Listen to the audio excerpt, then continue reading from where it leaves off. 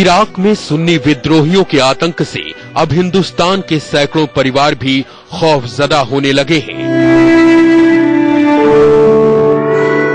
वजह है इन परिवारों के वो चिराग जो काम के सिलसिले में इराक गए थे, लेकिन आतंकियों की हिंसा के बीच वो कहां फंस गए कुछ नहीं पता।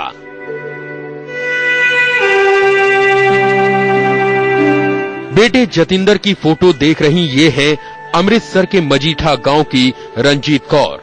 आंखों में आंसू हैं, दिल में बेटे के लिए दर्द का सैलाब उमड़ रहा है, इस सवाल के साथ कि ना जाने कहां किस मुसीबत में फंस गया होगा जिगर का टुकड़ा। रंजीत कौर, आंखों में आंसू हैं, दिल में बेटे के लिए दर्द का सैलाब उमड़ रहा है, इस सवाल के साथ कि ना जाने कहां किस मुसीबत में फंस गया होगा जिगर का टुकड़ा। ਉੱਥੇ ਤਾਂ ਲੜਾਈ ਲੱਗੀ ਸੀ, ਲੜਾਈ ਦੇ ਵਿੱਚ ਉੱਥੇ ਕੰਪਨੀ ਦਾ ਹਮਲਾ ਆਇਆ ਵਸ ਕੇ ਕੰਪਨੀ ਵਾਲੇ ਆ ਚਲੇ ਗਏ, ਉਹਨਾਂ ਨੂੰ ਉੱਥੇ ਛੱਡ ਗਏ। ਉਹਨੇ ਬੇਟਿਆਂ ਨੂੰ ਪਤਾ ਕੰਪਨੀ ਦਾ ਨਾਮ ਦਾ, ਏਜੰਟ ਨੂੰ पता, हमने नहीं जी पता जानते। आखिरी बार कब बात हुई आपकी? एतवार। तो क्या बात हुई उस वक्त? कहते कि ठीक ठाक है, मुसीबत है कि मम्मी मुसीबत जाए पर ठीक ठाक वैसे। जतिंदर के साथ ही गांव का मजिंदर भी काम की तलाश में इराक गया था, लेकिन रविवार से उसकी भी कोई खोज खबर नहीं है। बहन गुरपिंदर हाल बताते बताते रो पड़ती है। संडे लास्ट टाइम हमारी बात हुई है, तब भी उन्होंने यही बोला था कि फिलहाल तो हम ठीक है, लेकिन हमारे लिए कुछ करो, क्योंकि हमारे पास ना तो पासपोर्ट है ना वीजाज है, हम कहीं से निकल नहीं सकते, कहीं आ नहीं सकते। तो सर उसके बाद उनसे कोई कांटेक्ट भी नहीं है। अब तो जान बच जाए उनकी, यही बहुत है, सही सलामत हमारे पास आ जाए बस। इस बीच डरावनी खबर ये आ रही है कि 40 भारतीयों का एक ग्रुप इराक में अगवा कर लिया गया है। ये समूह मोसूल में कंस्ट्रक्शन कंपनी में काम करता था। हालांकि किसी गुट ने अभी ना तो इसकी जिम्मेदारी ली है और ना ही कोई मांग रखी है। इन 40 कामगारों के अलावा देश की 46 नर्सें भी इराक के तिकरित में फंसी हुई हैं। सरकार का दावा है कि वो इन 46 नर्सों के संपर्क में है, लेकिन सूत्रों के हवाले से खबर है कि वहां एक अस्पताल में नर्सों की हालत कैदियों से भी बदतर है। Our embassy is in touch with all Indian nationals who are spread out in different places in the affected areas. There are these 46 nurses where yesterday our embassy had requested the Red Crescent to contact them and provide them assistance. This was done. केंद्र सरकार Iraq में फंसे हजारों भारतीयों की सुरक्षित घर वापसी के लिए हर संभव प्रयास कर रही है। भारत के पूर्व राजदूत सुरेश रेड्डी के इराक में अच्छे संबंध होने के नाते उन्हें समझौते के लिए इराक भेजा गया है। इधर दिल्ली में पीड़ित परिवारों की सुविधा के लिए कंट्रोल रूम बनाए गए हैं। विदेश मंत्रालय कूटनीतिक स्तर पर भी समस्या का हल खोज रहा है, लेकिन बड़ा सवाल अब भी जिंदा है कि क्या इराक से इन भारतीयों को सुरक्षित घर वापस लाने के लिए ये सारे प्रयास काफी हैं? I think that it should be taken up at the highest level with more urgency. Bharat सरकार को तत्काल चाहिए कि अपने नागरिकों की हिफाजत के लिए अपनी एम्बेसी के काम को तेज करे और एक विशेष विमान को वहां ले जाकर के रखे और जो भी काम बगदाद के आसपास है उन्हें ले जाए। अंतर्राष्ट्रीय रेड क्रॉस को पूरे बगदाद के एयरपोर्ट को अपने कब्जे में ले लेना चाहिए। निरंतर सरकार पूरी स्थिति की मॉनिटरिंग कर रही है और मुझे विश्वास है कि इराक की सरकार जिस भी स्थिति से जिस तरह से वहां पर एक स्थिति उभर के आया है उस पर निश्चित तौर से भारत सरकार निगरानी रखे हुए है और हम चाहेंगे कि सब लोग सुरक्षित लौटें और उसके लिए भारत सरकार पूरी तौर से प्रयत्नशील है। इराक की सड़कों पर कत्लो गारत मची है। आतंकियों ने आधे से ज्यादा इराक पर कब्जा कर लिया है। विदेश मंत्रालय भी मानता है कि हिंसाग्रस्त इलाकों में करीब 100 भारतीय फंसे हैं। ऐसे में ये सवाल और भी डराता है कि कैसे बचेगी इन लोगों की जिंदगी और इन 40 अगवा हिंदुस्तानियों को बचाने के लिए अब क्या कदम उठाएगी हिंदुस्तान की सरकार। Bureau report, India news. और ये खतरा गहराता जा रहा है क्योंकि अब ये आतंकी बगदाद की ओर बढ़ रहे हैं।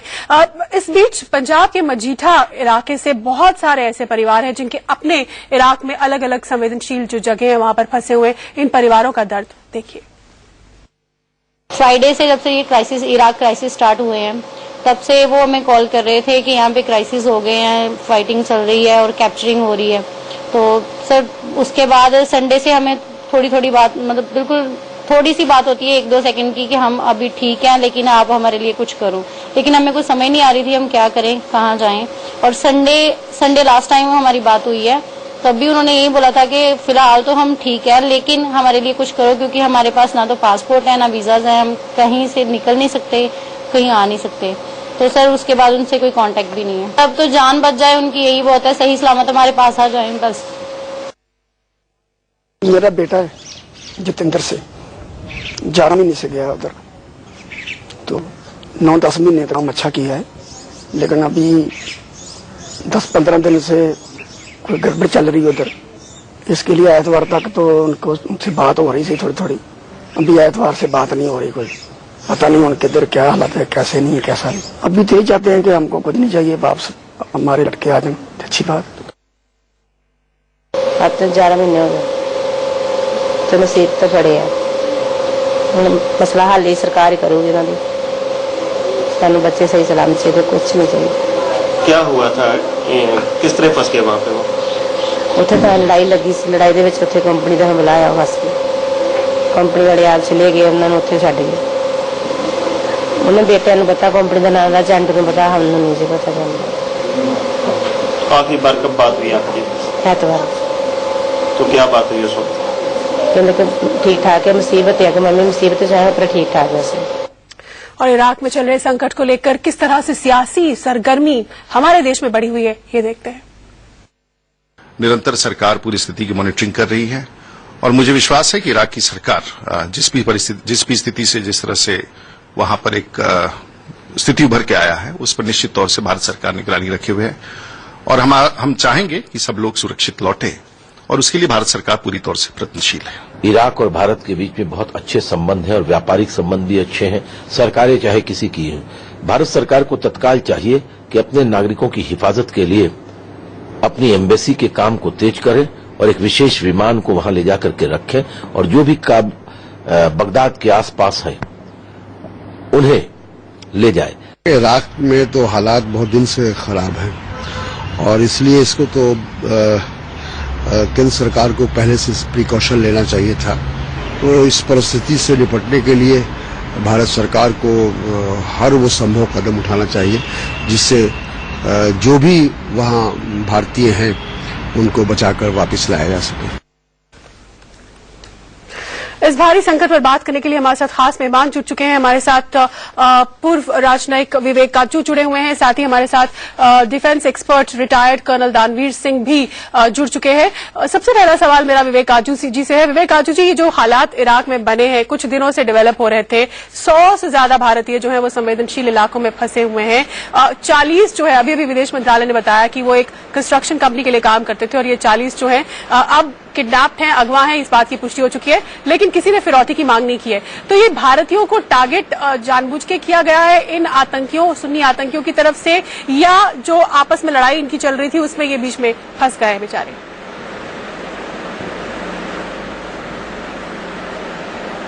देखिए, मुझे लगता है कि इस लड़ाई में वो फंस गए हैं और ये मानना कि भारतीयों को ही टारगेट किया जा रहा है अभी ठीक नहीं होगा, क्योंकि ये मान के चलना चाहिए कि जहां पे लड़ाई हो रही है वो भारतीय नागरिकों के अलावा और कई देशों के नागरिक भी वहां फंसे होंगे।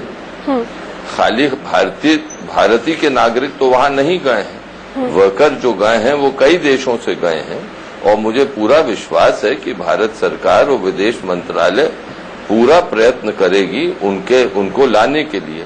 अब हमें इस तरह देखना चाहिए कि पहले तो वो नागरिक होंगे इराक में जिनसे हमारे दूतावास का संपर्क है, तो उनको पहले निकालने के लिए सेफ और सुरक्षित तरीके अपनाने पड़ेंगे। फिर वो नागरिक हैं जिनका हमें अता पता मालूम है दूतावास को, उनसे संपर्क करने की कोशिश होगी।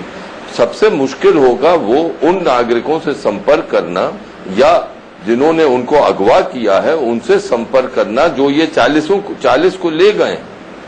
यहाँ पर तो मुश्किल होगी, लेकिन मुझे पूरा विश्वास है कि विदेश मंत्रालय अपनी तरफ से सब सूत्रों को टैप करेगी, सब सूत्रों से संपर्क करेगी उनको वापस लाने के लिए। बिल्कुल, हमारे साथ मेजर जनरल अशोक मेहता भी जुड़ चुके हैं, सुरक्षा मामलों के जानकार। जनरल मेहता, 11 साल बाद, ऑपरेशन इराकी फ्रीडम के 11 साल बाद इस कदर हालात बेकाबू हो गए इराक में और अब वहां पे भारतीय फंसे हैं 40 जो कि अगवा माने जा रहे हैं, जिनके बारे में रिकॉर्ड्स नहीं थे अब तक, विदेश मंत्रालय का ये कहना था। तो आपको क्या लगता है कि क्या कदम किस तरह से उठाए जाने चाहिए इनकी इवैक्यूएशन के लिए या बाकी भारतीय जो वहां फंसे उनको बचाकर वापस लाने के लिए क्या कदम होने चाहिए? पहली बात तो सवाल ये उठता है कि इनको निकालने के लिए कोई कंटिजेंसी प्लान, कोई तरीका बनाया गया था या नहीं बनाया गया था। अगर नहीं बनाया गया था तो जैसे अभी विवेक काटजू जी बता रहे थे कि ऐसी कार्रवाई करनी चाहिए जिनके डिटेल्स मालूम है एम्बेसी में। लेकिन मैं समझता हूं अभी की हालत, लड़ाई की हालत जो है बहुत बिगड़ चुकी है और इनसे संपर्क करना आसान नहीं होगा, लेकिन कोशिश तो जारी रहनी चाहिए। और हमको संपर्क हमारे जो उधर कॉन्टैक्ट्स हैं मोसुल में या टिकरित में, और यदि ऐसे कोई कॉन्टैक्ट थे तो उनके साथ कांटेक्ट करने की कोशिश होनी चाहिए। लेकिन मुझे अब लगता नहीं है कि क्योंकि ये आतंकवादी हैं, दहशतगर्द हैं, तो ये अवश्य इन लोगों को पकड़ने का मकसद और सिर्फ भारतीय नागरिकों को नहीं औरों को भी पकड़ा होगा और उनका मकसद यही होगा कि इससे हमें क्या फायदा है, क्या रैंसम का डिमांड हो सकता है, क्या क्योंकि ये एक बहुत खतरनाक दहशतगर्द ग्रुप है और इसके बारे में अभी अनुमान लगाना कि क्या क्या करेंगे, क्योंकि ये बिल्कुल नया ग्रुप है। बिल्कुल नया ग्रुप है। मेजर अशोक मेहता, लेकिन जो भारतीय 40 जो अगवा हुए हैं, जिनकी अभी विदेश मंत्रालय ने पुष्टि की, ये मोसूल में अगवा हुए और उस वक्त हुए जब मोसूल पे कब्जा कर लिया था इन सुन्नी आतंकियों ने और उसके बाद फिर कुर्द जो थे उन्होंने वापस उस शहर को ले लिया अपने कब्जे में। लेकिन चूंकि अब ये कुर्दों के पास वापस आ चुका है शहर, तो क्या ऐसे में भी इतनी गंभीर रह जाती है कि स्थिति कि हम इन अगवा भारतीयों को नहीं ढूंढ पाएंगे? अब मुझे मालूम नहीं है कि हमारे दूतावास का कुर्दिस्तान और जो ऑटोनोमस रीजन ऑफ कुर्दिस्तान है उसके साथ क्या संपर्क है और जो अगवा किए गए हैं वो अभी कहाँ पर हैं। जहाँ तक अनुमान लगाया जा सकता है ये जो उग्रवादी हैं, जो दहशतगर्द हैं, उनको ले गए होंगे, क्योंकि अगर उन्होंने उनको पकड़ा तो किसी मकसद से पकड़ा होगा। तो कुछ अगर कोई छूट गए हैं और भाग गए हैं तो वो कुर्दिस्तान के इलाके में अगर आ गए हैं, मोसुल और उसके वहाँ भी बहुत ये जो वहाँ के लड़ाकू हैं वो बहुत उनका भी कोई जेनीवा कन्वेंशन के साथ उनको इतना तालमेल नहीं है। तो मुझे लगता है कि हर हालत में ये जो हमारे भारतीय नागरिक हैं उनकी दशा आसान नहीं लगती मुझे। बड़ा मुश्किल होगा, बड़ा मुश्किल होने वाला है यकीनी तौर पर। हमारे साथ कैप्टन अभिमन्यु, बीजेपी के प्रवक्ता जुड़े। कैप्टन अभिमन्यु, जबरदस्त संकट की घड़ी है ये भारतीयों के लिए, खासतौर से उन 40 अगवा भारतीयों के लिए जो कि मोसूल में अगवा कर लिए गए हैं। क्या रास्ता अब दिख रहा है डिप्लोमेटिक चैनल्स के जरिए या जैसे भी इन लोगों को बचाकर लाया जा सके, ढूंढा जा सके? आपकी नजर में क्या है, लगता है क्या हो सकता है? शीतल, निश्चित तौर पर ये एक बहुत संकटपूर्ण स्थिति है। जिस प्रकार से इराक और सीरिया के हालात हैं और टेलीविजन पर हम सब देख रहे हैं, एक प्रकार के गृह युद्ध की स्थिति है और इसमें ये सुन्नी आतंकवादी गिरोह ISIS के नाम से वहां पर सक्रिय है। जब इस प्रकार से गृह युद्ध की स्थिति हो, सरकार के नियंत्रण में वो क्षेत्र नहीं हो, तो राजनयिक जो सामान्य चैनल्स हैं वो काम नहीं करते हैं। लगभग 100 के करीब भारतीय वहां पर फंसे हुए हैं। भारत की सरकार चिंतित है, सब भारतीय चिंतित हैं। ये निर्दोष लोग जो अपनी रोजगार के लिए वहां पर गए थे, आज इस गृह युद्ध के बीच में फंसे हैं और भारत की सरकार अपनी तरफ से प्रयास करती हुई स्पष्ट तौर पर दिखाई दे रही है कि विशेष दूत शंकर रेड्डी जी को वहां पर भेजा जा रहा है। अंतर्राष्ट्रीय एजेंसियों से संपर्क में भी हैं, लेकिन जो अभी तक की स्थिति जो विदेश विभाग के प्रवक्ता ने बताया कि किसी प्रकार का कोई संपर्क ना तो इन भारतीयों से हो पाया है, ना किसी ऐसी एजेंसी से हो पा रहा है जिससे उनकी कोई सुरक्षा को सुनिश्चित किया जा सके या उनके वस्तु स्थिति की जानकारी प्राप्त की जा सके। फिर भी हमें पूरा विश्वास है कि भारत सभी अंतर्राष्ट्रीय एजेंसियों का सहयोग लेकर के और जो भी इनकी सुरक्षा के लिए उचित होगा उसके लिए पूरा प्रयास करेगा। बिल्कुल, वहां पर भारतीय दूत बगदाद में इराक की सरकार के साथ संपर्क में है, रेड क्रिसेंट सोसाइटी के साथ संपर्क में। कर्नल दानवीर, आपको क्या लगता है क्या तरीका है, कैसे इस स्थिति से निपटा जाए? देखिए, सबसे पहले तो ये मानना कि वो अगवा हो गए हैं, मेरे ख्याल से ये मानना गलत होगा जब तक कोई इसकी जिम्मेवारी नहीं लेता। लेकिन विदेश मंत्रालय मान चुका है इस बात को। अब वो हाँ मान रहा है कि अगवा हो गए, बट अभी आई डोंट नो, जैसा आप ये बता भी रहा है कि किसी ने जिम्मेवारी नहीं ली है, किसी ने कोई फिरौती की डिमांड नहीं करी है। एट द सेम टाइम ये भी हाईली पॉसिबल है कि वो हाँ मान रहा है कि अगवा हो गए, बट अभी आई डोंट नो, जैसा आप ये बता भी रहा है कि किसी ने जिम्मेवारी नहीं ली है, किसी ने कोई फिरौती की डिमांड नहीं करी है। एट द सेम टाइम ये भी हाईली पॉसिबल है कि फॉग ऑफ वॉर में कम्युनिकेशंस के अभाव की वजह से उनका एग्जैक्ट लोकेशंस के बारे में पता नहीं चल रहा है। कहाँ है वो, हो सकता है कि सिविल पॉपुलेशन में मेल्ट अवे हो गए हों, कुछ भी हो सकता है। वो भाग के कुर्दिश इलाकों में जा सकते हैं, वो भाग के। हाँ, और अच्छी बात ये कि कुर्दों ने वापस ले लिया वो इलाका जी। अभी इन क्लियरिटी नहीं है। विदेश मंत्रालय जरूर बता रहा है कि ऐसा आशंका जताई जा रही है कि अगवा हो गए हैं। आई थिंक थोड़ा और वेट कर लेना चाहिए to be very categoric on the statement. हमारे साथ अंतर्राष्ट्रीय मामलों के जानकार जावेद नकवी जुड़े हुए हैं। जावेद साहब, क्या लगता है कि मोसूल में कुर्द अथॉरिटी से संपर्क करना चाहिए भारत को? देखिए, एक जमाना था जब भारत को सब पता था, वो मिडिल ईस्ट का स्टार था, लोग हमारी तरफ देखते थे, इज्जत करते थे। और जब ईरान और इराक का युद्ध हो रहा था तो हमारे यहाँ से रमेश भंडारी को दोनों मुल्कों की तरफ से ये बनाया गया था हमारा एक रिप्रेजेंटेटिव। यानी हमारी क्रेडिट ईरान में भी थी उस वक्त और इराक में भी थी और तमाम पूरे मशरिक वस्ता में थी। धीरे धीरे हम अपनी खुदगर्जियों के मारे और किसी और वजह से नहीं, कुछ बौनी राजनीतियों की वजह से हमने वो पूरा इलाका जो है गैरों के इख्तियार में छोड़ दिया और अमेरिका के इशारे पे चलने लगे। अमेरिका का ये है कभी अलकायदा से दोस्ती है तो कभी दुश्मनी है। अलकायदा से सीरिया में बेइंतहा दोस्ती है, सऊदी अरेबिया की अलकायदा लगता है बज़ाहिर के साथ ये बड़े दुश्मन लोग हैं और इनको आप लोग सब मिलकर आतंकवादी कह रहे हैं, लेकिन इनको ऑक्सीजन कौन दे रहा है, कौन दे रहा था, इतना इस हद तक कि सीरिया का जो सेक्युलर हुकूमत है वो नरगे में थी और हिंदुस्तान खामोश खड़ा देख रहा था कि इसमें कौन सी पार्टी जीतती है।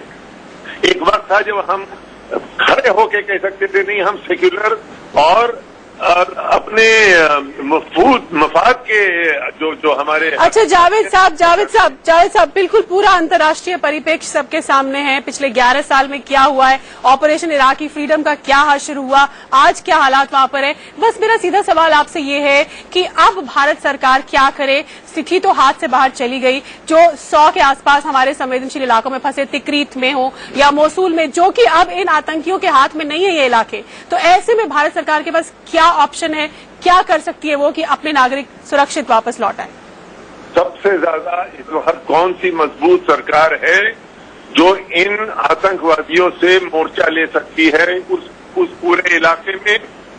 उसमें दो दिखाई दे रहे हैं, एक तुर्की है, एक ईरान है। ईरान वाले कह चुके हैं हम इनसे लोहा लेंगे इस तरह से कि इनको हम 1 इंच आगे बढ़ने नहीं देंगे। उन्होंने ऐलान कर दिया है कि हमारे लोग जाएं और इससे लड़ें। ईरान के जो एलीट गार्ड है वो उसका लीडर इस वक्त बगदाद में बैठ के वहां की इराकी सरकार की मदद कर रहा है। हमें चाहिए कि हम भी इस तरह के लीडर्स भेजें वहां पे ताकि ये आतंकवादियों से लड़ सके। उसके बाद जो होता है वो होता है, लेकिन अगर सिर्फ ये मकसद है कि 40 लोगों को कैसे निकाल लिया जाए तो फिर वही बात होगी कि हम अपनी खुदगर्जियों की वजह से यहाँ फंसे और फिर वहीं पहुंच जाएंगे। बिल्कुल बिल्कुल, जावेद साहब हमारे साथ जुड़ने के लिए धन्यवाद। इस बात से इत्तेफाक कर्नल रज़ानवी नहीं रखते, उनका मैं रिएक्शन लूंगी, लेकिन उससे पहले हमारे साथ अजरा हाशमी जुड़ गई हैं, औरंगाबाद की रहने वाली हैं और इनके पति वहां पर फंसे हुए हैं। अजरा, आपकी आखिरी बार कब बात हुई थी अपने पति से? जी हाँ, 11 जून को बात हुई थी हमारी। जी, तो आपके पति कहाँ थे इराक में, और उस वक्त क्या कहना था उनका? उस वक्त वो बसरा में, अभी भी बसरा में है, लेकिन कॉल नहीं आती, बात नहीं हो रही है हमारी। लेकिन बसरा में तो हालात इतने बेकाबू नहीं है, तो वो आपसे उनका बिल्कुल संपर्क नहीं हो पाया? जी नहीं। तो आखिरी जब आपकी बात हुई थी तो उन्होंने क्या कहा था आपसे? बोला यहाँ पर कहीं कंडीशन ठीक नहीं है, बहुत सिचुएशन खराब है। कितने रोज पहले आपकी आखिरी बात हुई थी उनसे? 11 जून को। 11 जून, उसके बाद आपकी बात नहीं हो पाई है? जी नहीं। तो भारतीय अथॉरिटीज से आपने संपर्क किया है? दिल्ली में विदेश विभाग से किसी ने आपसे संपर्क किया है? किसी ने कोई संपर्क नहीं किया मैम। अच्छा, वो जो आप जानती है कि हेल्पलाइन नंबर्स हैं जो भारतीय विदेश मंत्रालय ने जारी किए हैं, बहुत सारे ईमेल एड्रेसेस हैं, बहुत सारे नंबर्स हैं, क्या आपको इनके बारे में जानकारी है? जी नहीं, अभी पहले हमने टीवी पे देखा है हेल्पलाइन नंबर। चलिए अजरा, हमारी संवेदनाएं आपके साथ हैं, हम उम्मीद करते हैं कि अपील करती हूँ मैम इंडिया गवर्नमेंट से, किसी भी तरीके से मेरे हस्बैंड को यहाँ पे भेज दिया जाए। बिल्कुल, आपकी अपील हमारे चैनल के जरिए जरूर जा रही है भारत सरकार की तरफ, और पूरी कोशिश सरकार की ओर से हो रही है कि जो लोग वहां फंसे हैं भारतीय, उन्हें वापस लाया जा सके। कर्नल दानवीर, आप जावेद नकवी की बात से इत्तेफाक नहीं रख रहे थे, कुछ कहना चाह रहे थे? जावेद साहब कह रहे थे कि वहां पे अपनी बेसिकली उनका कहने का मतलब था कि आप अपनी फोर्सेज भेज दीजिए और इन लोगों को अगर मजबूत सरकार है तो फोर्सेज दीजिए और इनको वहां से निकाल के ले आइए। मतलब हाँ, आप सुन्नी आतंकियों को फाइट कीजिए। जी हाँ, तो ये इनको मैं ये बताना चाहूंगा कि इस प्रकार ये कोई मूवी नहीं चल रही है। अगर इस टाइप का इंटरवेंशन करना है तो कम से कम 6 महीने की आपको प्रिपरेशन चाहिए। हिंदुस्तान एक कंट्री है जिसके पास एक्सपीडिशनरी फोर्सेज नहीं है, तो ऐसे नहीं है कि एकदम से जाके आप लड़ाकू विमान तो तैयार रखे हैं, लड़ाकू विमान है इवैक्यूएशन के लिए, लेकिन अगर आप ग्राउंड पे आप लड़ना चाहें, अभी आप बगदाद पहुंच जाएंगे, बगदाद से मौसूल कैसे पहुंच जाएंगे? नहीं, लेकिन बगदाद तक तो भेज देना चाहिए, मुझे लगता है। बगदाद के लिए भी अभी नहीं भेजना चाहिए, क्योंकि अभी आप ये समझने की कोशिश करिए कि कंफ्यूजन कितना है, एयरपोर्ट कितना सिक्योर है। आप अपने C7 ग्लोब मास्टर इतना स्ट्रेटेजिक इक्विपमेंट है, आप उसको चलिए हमारे पास वक्त बिल्कुल कम है, मैं आखिरी 2 फटाफट रिएक्शन लूंगी। कैप्टन अभिमन्यु, आपने एक महिला की पीड़ा सुनी, उन तक जानकारी नहीं पहुंची है, भारत सरकार अब और क्या करेगी ताकि ऐसे जो मजलूम है जिनके लोग वहां फंसे हैं उन तक कम से कम जानकारी पहुंचाई जा सके? हेल्पलाइन नंबर्स तो हैं ही, लेकिन लोगों के पास अभी भी जानकारी नहीं है। शीतल, भारत सरकार से निश्चित तौर पर हमारी अपेक्षा रहेगी कि जितने भी भारतीय वहां पर हैं, वहां फंसे हुए हैं, उनकी सूची बना करके उनके परिवारों के साथ में संपर्क स्थापित करके, और जो भी संपर्क चाहे उनके माध्यम से या किसी अंतर्राष्ट्रीय एजेंसी के माध्यम से किया जा सकता है, और तमाम भारतीयों की सुरक्षा के लिए जो भी कुछ किया जा सकता है वो सब करना चाहिए। ऐसा भारतीय जनता पार्टी अपनी सरकार से अपेक्षा करती है। चलिए, पूरे देश को ये अपेक्षा और उम्मीद है। अब आप सभी का हमारे साथ जुड़ने के लिए धन्यवाद। वक्त कम है, इसलिए विवेक काजू के पास में नहीं जा पाई हूँ। फिलहाल इतना ही उम्मीद करते हैं कि जल्द से जल्द ये भारतीय देश लौट आएंगे और इराक की स्थिति जो एक बार फिर बिल्कुल खराब हो चुकी है वो वापस पटरी पर लौटेगी, नॉर्मल होगी। फिलहाल इतना ही।